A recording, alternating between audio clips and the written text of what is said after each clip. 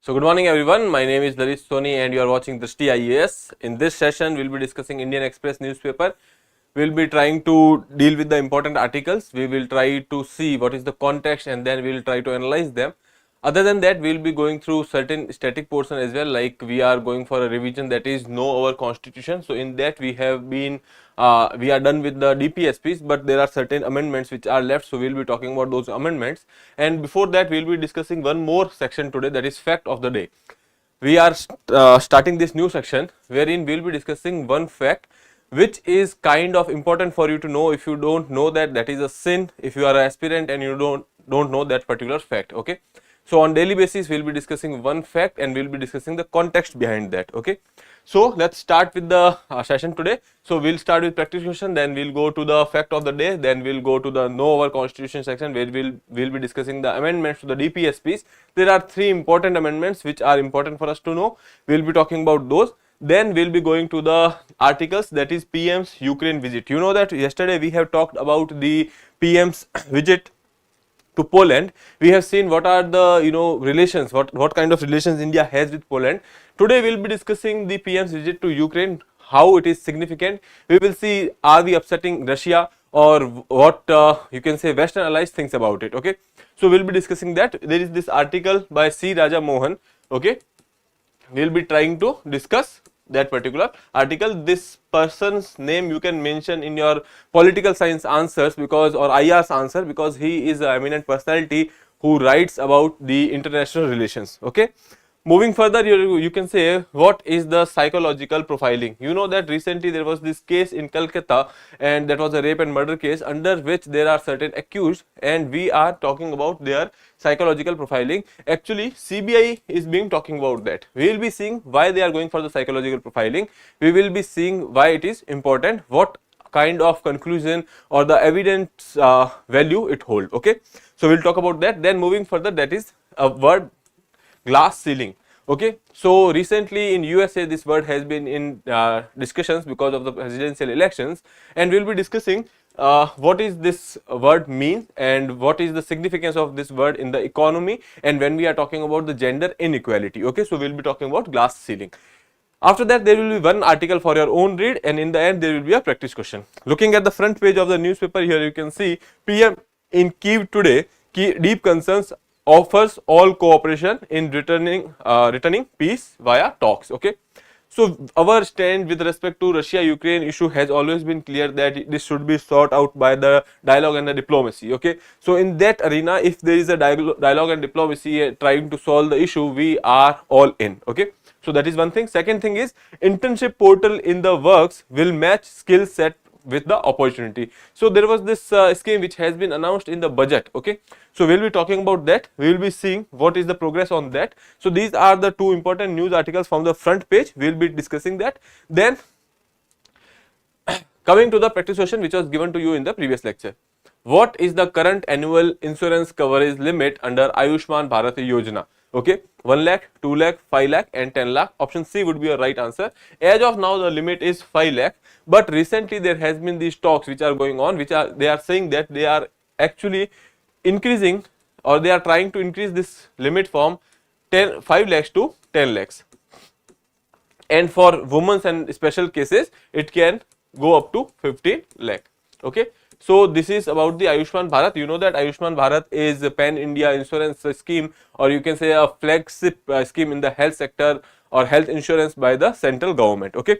Now moving further and looking at the fact of the day, India is all set to celebrate its maiden National Space Day on August 23, 2024, marking the anniversary of Chandrayaan 3 historic moon landing, okay. So when we are talking about Chandrayaan 3, you know that we have Chandrayaan series, we have sent 3 Chandrayaan till now, and the Chandrayaan 3 has done a specific you can say or significantly step was taken at that point of time when we have actually soft landed on the south pole of the moon, okay. When we are talking about the south pole of the moon, India will be the first country in the world to do that or go for the soft landing on the south pole, okay. Now this is why this is a significant step in the space explorations or the space endeavors in India. So considering that, we have actually commemorated that particular day as National Space Day, that is August 23rd. Okay, so this time this will be the first anniversary and we will be celebrating it. Okay, and you know that today is 23rd of August, so please remember that this is important for you. That is 23rd August is basically your National Space Day. Okay, so I hope you will remember this particular fact. Now we can move further to the next article, which is related to your DPSPs. As you know that there is this part 4, Directive Principles of State Policy. We were discussing that, we have discussed the articles, we have seen that there are different types. One is Gandhian, there are principles or directives which are based on the Gandhian principles, socialist principles, and then liberal intellectual principles that we have seen yesterday. Now today we will be seeing certain amendments which were there. We will be going with the 42nd amendment, we will be going with the 44th amendment. Okay, so let's see.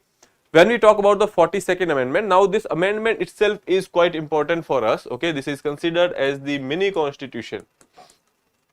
Okay, now it is your duty to go and look why this is called as mini constitution.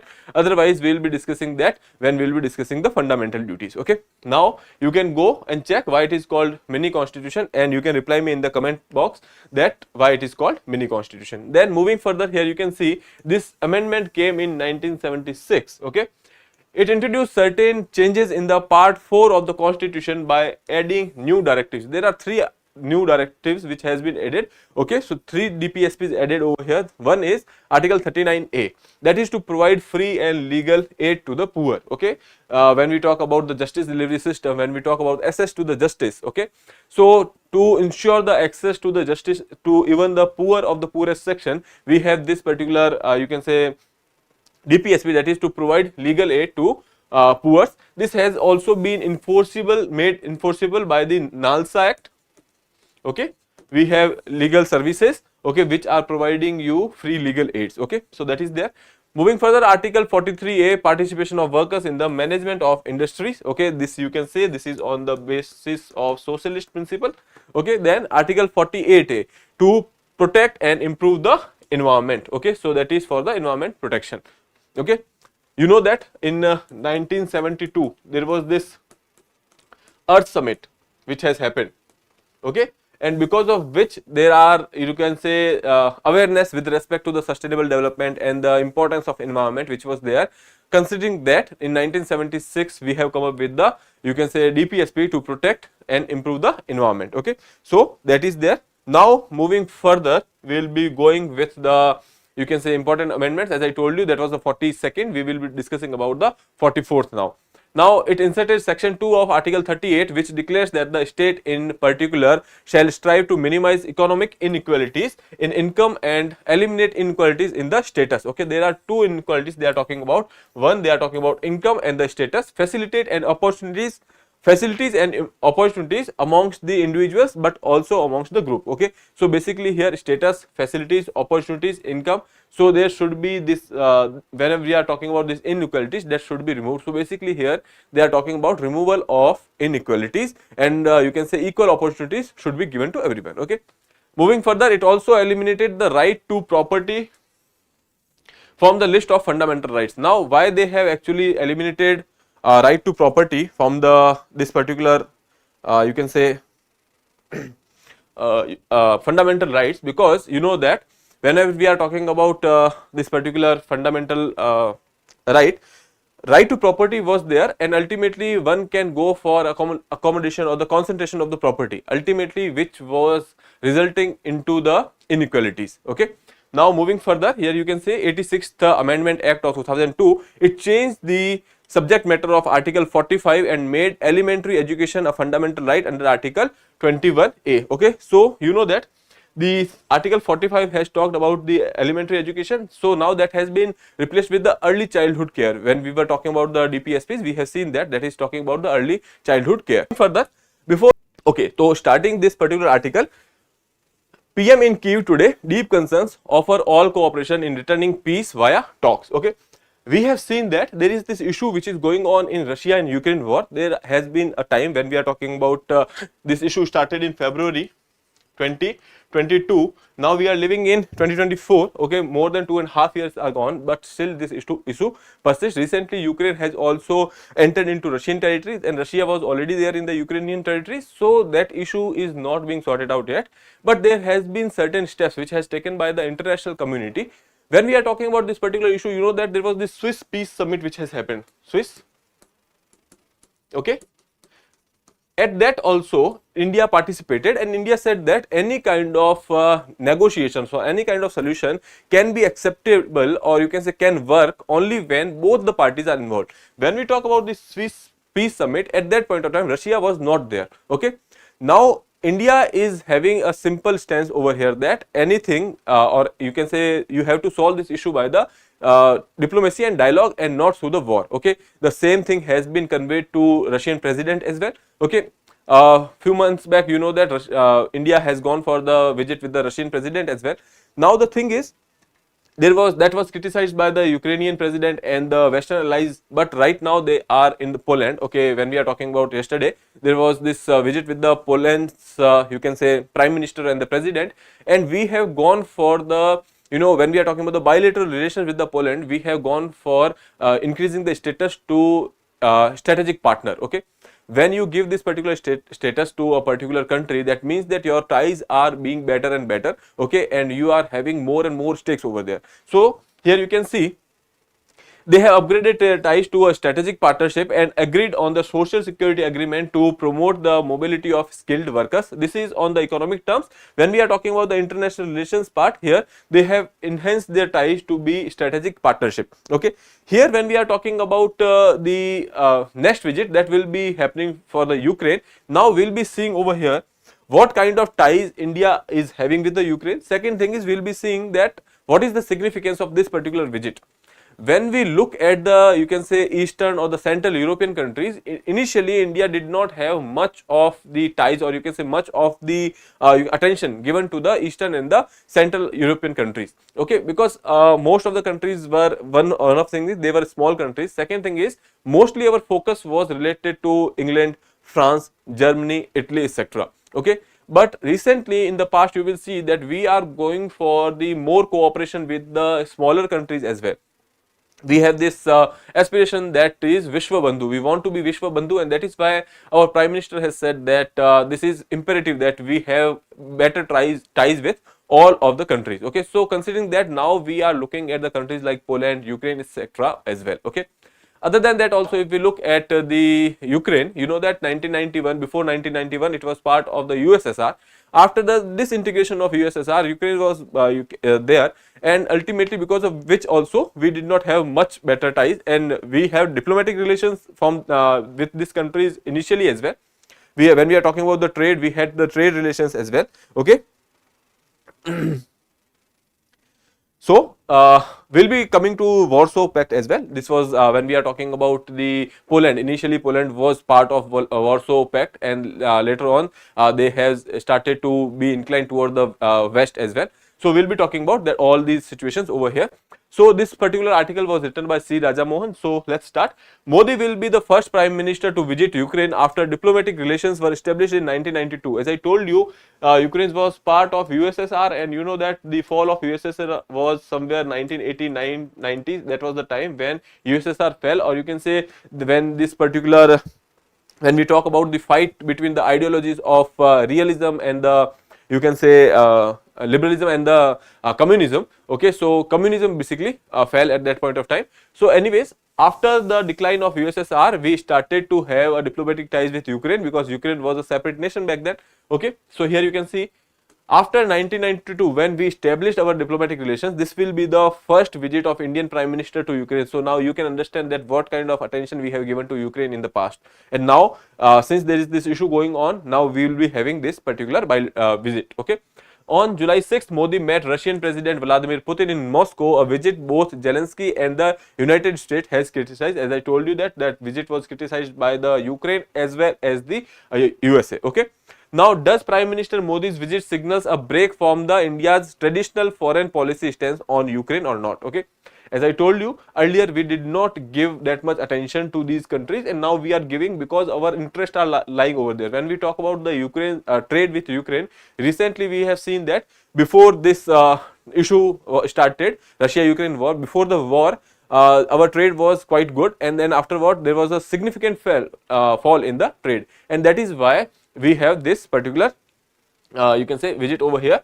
And India was close to the Soviet Union during the Cold War. As I told you, that was the case. When we talk about the non-alignment movement, that movement was there. We did not take parts with any kind of bloc, or we were not being seen with a particular bloc, but yes, we did have an inclination towards USSR, okay, because of the socialist principle, okay. Now, India was close to USSR or the Soviet Union during the Cold War. Ukraine was born after the fall of USSR in 1991, but India's affection for the Soviet Union and later Russia did not extend to Ukraine. Okay, so that is there. This is not dissimilar to India's relation with the Poland. As I told you, Poland with Poland also we had the similar kind of relation initially. Okay, during the Cold War, when Poland was a Warsaw Pact member. There was this comment with respect to Warsaw Pact. Okay, so yes, Poland was a member of Warsaw Pact. Warsaw Pact was nothing but, you know that there is this term NATO, North Atlantic Treaty Organization. This was a organization which was you can say a collective security organization which was made by USA. USA was the umbrella security provider, and this was a particular bloc. Okay, and to you can say counter this bloc, there was a Warsaw Agreement, which were basically you can say which was made by USSR, and Poland was part of that Warsaw Agreement. Okay, but after the fall of the you can say USSR, you will see that Poland has also seen has been inclined toward the USA and the Western countries. Here you can see when Poland was a member of Warsaw Pact, Jawaharlal Nehru visited in 1955, Indira Gandhi visited in 1967, and Morarji Desai visited in 1979. And after that, okay, after 1979, you can say for like 4 decades, there was no prime ministerial visit to Poland, and now this is the first after you can say 4 visits. So after dissolution of the Warsaw Pact with Poland moving away from the post-Soviet Russian close to the west, India has not found much time for the country. As I told you, we were not given very much attention to these countries. Important countries in Europe, when we are talking about, we had a bias towards the important countries. These countries were basically, as I told you, 4 countries were there: UK, France, Italy, Germany, etc. Okay, so we did not give much attention to the Central and the Eastern Europe at that point of time. Now, what has led India to depart from this older foreign policy stance towards the Ukraine? Okay, now there was this Russia-Ukraine issue which started in February 2022, and you know that after that we had simple stand that we are neutral in this particular case. Okay, but the war has created a new opportunity for India to engage with the Kyiv, maintain a strategic balance on the conflict. Okay, Indian leadership has engaged directly with the Ukraine. We have actually met with the Ukrainian president on the sidelines of the G7 summit. Minister S. Jaishankar has visited, Ajit Doval has visited. Other than that, there you can say foreign minister has visited to India. So after that, after this particular you can say war which has started, we have seen an opportunity that there is if there is a void, India can with his leadership can have a good presence in this particular region. Okay, that is one of the reasons that we are also having good ties with Poland, because Poland is a country which is supporting Ukraine in this particular war. Okay, now moving further, if you see here, the possibility of the post-war reconstruction in Ukraine offers opportunities for India. Now, why India is so much intriguing about the Ukraine situation? Because since there is war, after war there will be reconstruction. There will be various opportunities economically as well. So we don't want to miss on that. Second thing is, since there is a war going on and India is trying to be you can say exporter of the defense equipments also, so that is also one of the opportunity. We are not saying that we are supporting the war efforts or etc., but we are saying that after war there is some kind of insecurity which is there, and for that countries go for the accumulation of the weaponries. Okay, so in that regard also that can be significant for us. Okay, so there is a room for defense industrial cooperation. Okay, Ukraine's strength, one of the world's agrarian power. When we are talking about Ukraine, you know that it is a breadbasket of you can say world. Okay, second thing is when we talk about sunflower, India is importing sunflower from Ukraine. So there are agrarian, or you can say agriculture related opportunities which are also there with respect to Ukraine. So that is there. Could Modi's visit to Ukraine impact the India's relation with the Russia in any way? Okay, now that would not be the case, because if we look at our stance, that is clear that we are neutrals. First thing. Second thing is Russia will not have any issue because we have visited Russia. Now this can be an act of balancing. Okay. Second thing is Russia is also being a good friend of India. They are aware of our situation and the interest in the Asia. They are aware that we are having a, you can say, virtual rivalry with the China, but still they are having a presence, you can say better relations with the China. They are, dealing with China economically as well. Okay, and you can say that Russia and China's relations recently has a new angle. They have actually enhanced in the past. Now the thing is, since they understand that since we understand that Russia is having relations with China, that is not a issue for us, then why would we having a relations with Ukraine will have a issue for Russia? Second thing is Russia is kind of having some kind of dependence on India right now, if we look at from the economical point of view, because there are sanctions on Russia. And despite these sanctions, India is dealing with Russia with respect to the defense equipment, with respect to the oil. Okay, so in that sense, Russia will not mind if we are having a 1 or 2 visit to Ukraine. Okay, so that is there. So that is about this particular Russia's stance, which is given over here. In sum, what is the significance of Prime Minister's ongoing visit? Okay, as I told you initially, we have actually focused more on the Russia, Germany, France, Britain, Italy, etc. Now that stance has been changing. Okay, because here you can say that under the leadership of Prime Minister Modi over the last decades, this stance is being changing. Visit to Ukraine and Poland is part of India's larger Europe push. Okay. Next, you can say India's policy of non-alignment. For decades, India's policy was to maintain equal distance from all countries. Yes, this was an important point. When we are talking about the non-alignment movement, we had this stance that we will be having an equal distance from all the countries. We will not take part into their internal or domestic issues. Okay, that was the strategy which we have used at the time of the non-alignment. But afterwards, now if we look at India's position, we are trying to be Vishwa Bandhu, or we are trying to change the stance from the non-alignment movement. We are saying that we should have close relations with all the countries. Initially, we said that we should have a, you can say, equal distance from all the countries, but now we are saying that we should have the close relation with all the countries. So now you can see that there is a shift in the way India's foreign policy used to work. Okay, so that is there. This is how we can see that there is a shift in the foreign policy, and that is why these particular visits are important for us. Okay, I hope that is clear. Now we can move to the next article, which is related to the psychologically assessing the accused, or you can say the psychological profiling. Now what is psychological profiling? Some doctors, or you can say psychologists, or who are expert in that particular field, they will be talking to the accused and they will try to find out what was the mindset of the accused at the time when he was committing the crime. Okay, or else what was the, there are certain things for which accused is not cooperating in the investigation. They are trying to find it by the psychological mapping. Okay, now we will be seeing the definition over here, and these particular things are, you can say, can be used as the evidence in the court as well. Now let's see. CBI is doing a psychological profile of the accused in the Kolkata junior doctor rape and murder case, ascertaining not just the mental state of the accused but also trace what prompted him to allegedly injured in the violence against a disease. Okay, now what was the certain thing which has actually prompted him to do heinous act like that? We are trying to map that particular line of thinking. Why? Because that can be helpful in preventing the future crimes. Okay, so that is one thing. A psychological profile is a character assessment of the accused which can be produced in the court of law. Okay, so that can be produced in the court of law. Now the exercise help in understanding the psyche of a criminal to prevent the serious crime in the future. So that is the, you can say, broader aim. So we can see that here we are trying to do this because so that we can you can say prevent the future crimes. Okay, now this is to understand the root cause of the violent behavior, also reveal whether the accused had planned the act or if there was any kind of support or co-conspirators which are there. Okay, now if this was you can say in the heat of the moment, or it was a planned act. Okay, so these are certain things which can be understood by the psychological profiling of a particular person.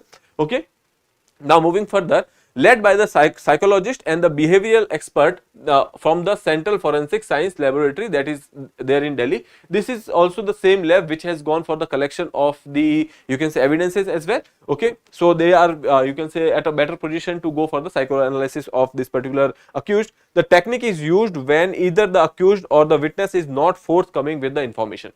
You know that during the investigation, if the investigation agency feels that there is some kind of information which is missing, or there is some kind of information which is being suppressed, and or the witnesses or the accused are not very comfortable telling those stories, then this can be a you can say important tool which can be used. Okay, if the investigating officer think that there is more to the confession or the statement of the accused, a psychological profiling can be undertaken. The exercise is also undertaken when the accused is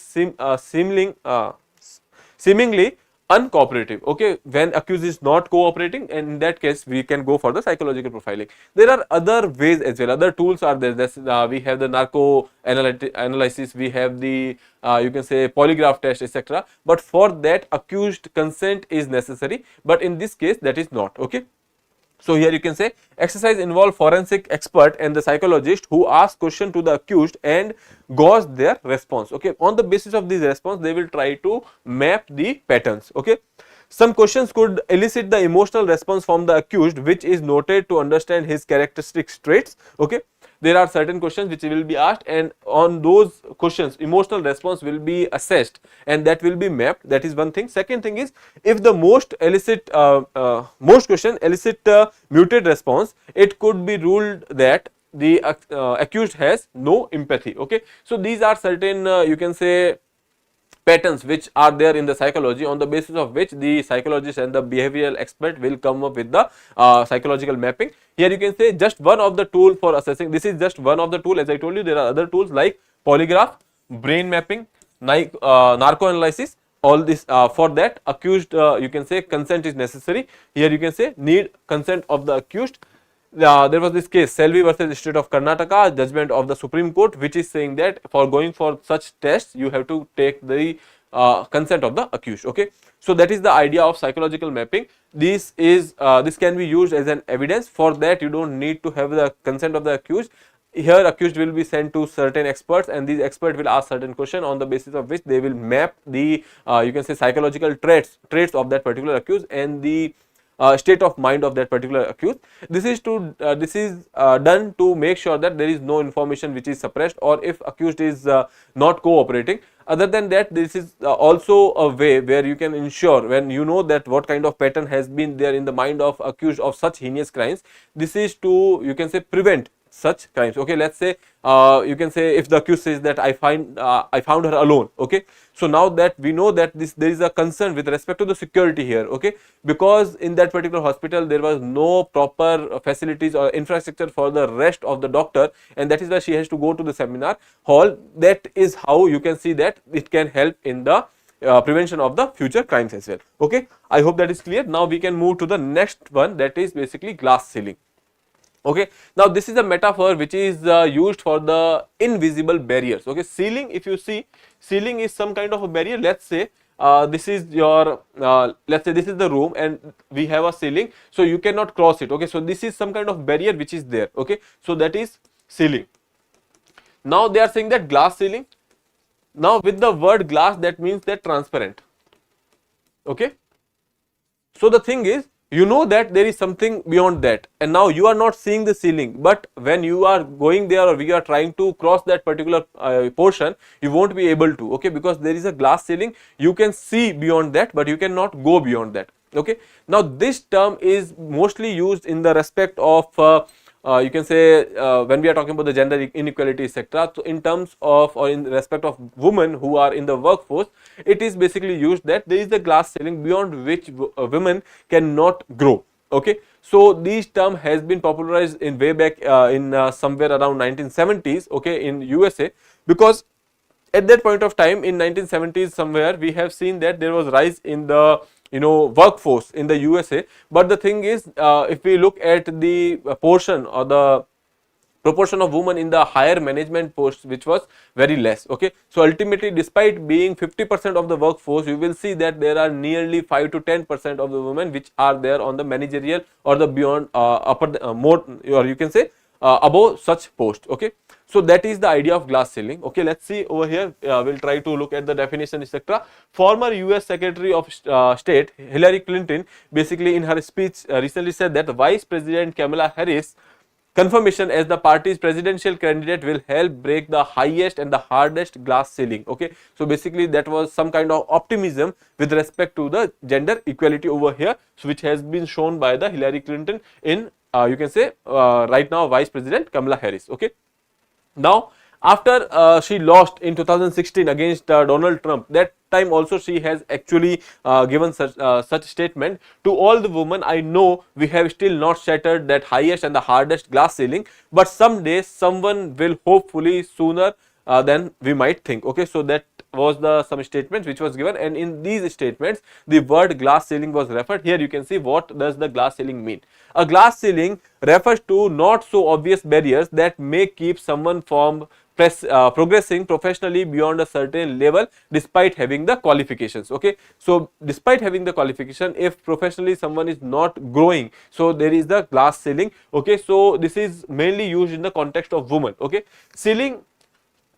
ceiling implies that there is a limit to how far someone can go. Okay, and the glass is the object which is transparent, which makes sure that you can see beyond that but you cannot go beyond that. That is why this glass ceiling word is used in this context. Okay, who coined this term? So there was this lady Marilyn Loden, and in somewhere around 1978 she has come up with the or used this particular term for the first time. Okay, why did the term became popular? Okay, so as I told you, in 1980s there was this commission, that was glass ceiling commission, which was you can say established by George H.W. Bush, okay, then president.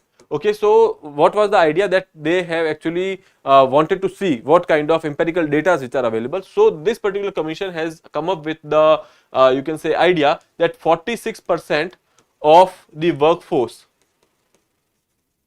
is basically women, and nearly 5%, or you can say more than 95% of the managerial or the upper posts are with the male candidates. Okay, so that was the difference which was visible in 1980s, and that was the time when this particular term was getting popularized. Okay. Hold on.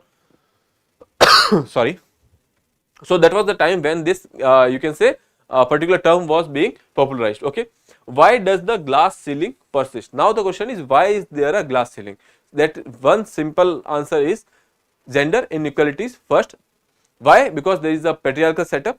The third thing is, whenever there is a woman who is trying to get out of that particular clutches of the patriarchy, the society tries to push them back. Okay, and these are certain ways through which they are doing it. Okay, now this is high time we have to understand that if we keep doing this, we are basically wasting 50% of the workforce. Okay, we are reducing our own productivity.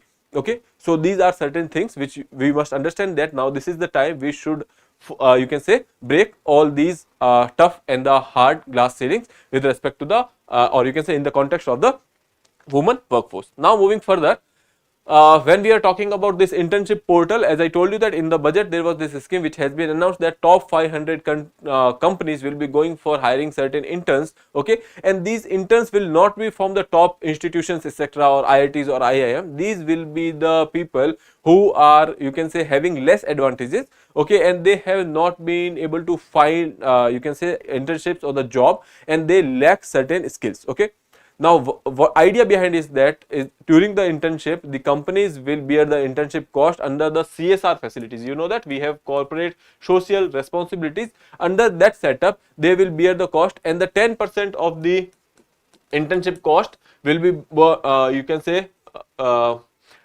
will be the burden on the companies itself. So the training cost and the, you can say, 10% of the internship cost will be there on the companies. Now top 500 companies will be hiring nearly 1 lakh youth. Okay, so let's see. A new portal is in the works to enable youth to apply for the internship directly within the country's top 500 companies under a special package announced in the budget. the facilities matching of the skill set of the applicants with the type of the internship opportunities which are provided by the companies. Okay, so basically this will not be available for everyone. Okay, there will be a negative list as well, but the thing is there will be companies which will actually put their requirements, and then there will be matching skill sets that will be taken, and these youth will be getting internship over there. Here you can see the idea is not to upload any existing database of the country's youth on the portal, because some may not want to opt for the internship scheme. Okay, but idea over here is that the company will list out their internship opportunities, and these will get matched with the information provided by the candidates, and then there will be a free flow of information that whoever want to join it or not. Okay, now expected to be the functional after guidelines of the schemes are finalized. It is not yet functional. Okay, so here these internship facilities will be given to 1 crore youth. Sorry, I told you 1 lakh, that was not 1 lakh, it was 1 crore. Okay, so the scheme seeks to provide internship to 1 crore youth over the next 5 years. Those at the margin, especially those lacked skills, okay, having less skills, less employable, are able to make most of this internship. So idea here is that those who are having less skills or they are not employable, in that case we will be giving this internship so that they will have you can say on hand experience or the business experience of certain time, and then they might be employable in the next cycle. Okay, so here you can say Prime Minister's package for employment and the skilling, the worth nearly 2 lakh crore you can say amount will be spent on that, to ensure that those at the margins, especially having less skills and the less employable, are able to make most of the scheme. Now here, as I told you, that 1 crore youth will be given internship in the 500 companies, and they will gain exposure for 12 months to the real life business environment, and there will be different kind of companies, different kind of experience they will be having. Okay, in this particular you can say internship, you will be given a stipend of 5,000 per month, along with a 6,000 rupees one time payment. Okay, that 6,000 rupees one time assistance will be given, and 5,000 rupees per month stipend will be given in this particular thing. As I told you that there will be a quota system, and this quota system will be decided by the you can say the government and the companies, that how much intern will be taken by the you can say a particular company, and which companies will be there in the 500 list. So that will be there. A quota system would be based on the corporate social responsibility expenditure of these companies. As I told you, the internship cost and the 10% of the internship cost and the training cost will be borne by the company itself from the CSR funds. Okay, so I hope that is clear. That is about this particular internship portal which is to be started. One more thing over here is that there is a negative list as well. Okay, not everyone can go for this internship. Let's say there is a person who is equipped with certain abilities, like let's say a person is from IITs, IIM, etc. So a person from the IIT, IIM or from a better background will not be eligible for this internship. So we won't be giving them the companies the type of people they would normally recruit. They don't want to give them a subsidy for a people who they will hire anyway. So basically the thing is, they are saying that we will be giving them a person they would not want to hire. Okay, and then they will convert him into a employable person.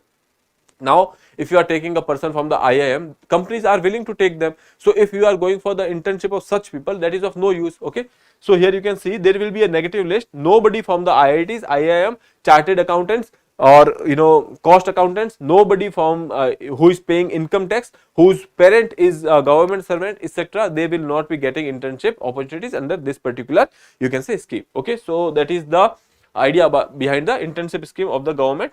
Now moving further, for your own read, there is this article with respect to the Chandrayaan 3, the first findings. Okay, so there are certain findings which are given over here, that they are saying that the wherever Chandrayaan 3 has landed, the you can say landing site is fairly uniform. Moon's crust was formed by layer, which adds weight to the lunar magma, oceans, etc., which is there. Okay, and then there is a certain comment on the topsoil of the moon as well. Okay, now so much details of these you can say findings is not important for you, or you can say the technical aspects are not important for you, but just know that what are the key findings of the Chandrayaan. Okay, so you can go through this particular paragraph over here. Okay, and you can go through the impact on the future missions and significance of the finding. These are the three things you can actually read. Okay, so and that 23rd of August, and that is why this particular article is there in the news. So you can go through this article. With that, we will be moving to the last part, that is basically a practice question for you. Here you can see, what historic event does National Space Day in India commemorates? The launch of Mars orbiter mission, the first Indian astronauts spacewalk, the anniversary of Chandrayaan 3's moon landing, the successful test of Gaganyaan spacecraft. Okay, so you can attempt this question and answer in the comment box. With that, I would like to take your leave. If you have not subscribed the channel, please subscribe it. Have a nice day. Thank you.